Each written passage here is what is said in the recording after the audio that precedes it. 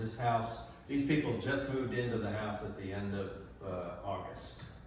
So just wanted to toss those numbers out there because you know, when folks look at doing a project like this, there are a lot of things you look up front and you start getting confronted by, but the end result is really where the juice is.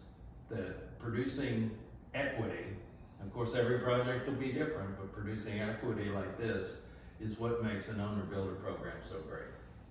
And it's difficult to convey that and communicate it because it doesn't happen until the end of the project. I said, just wait, just wait. But this was a great one. You know, there's some other calculations. I did one in my head this morning, as a matter of fact, to compare, because they came to me after getting prices from home builders, and they said, oh my gosh.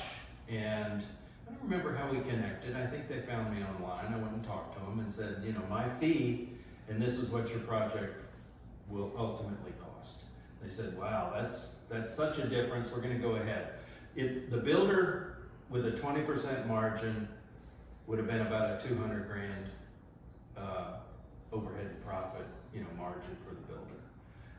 If you calculate what my fee was, and it was an increased fee because they wanted me to handle the management of the project until the drywall went in. All the kind of technical stuff they wanted me to handle, which I did.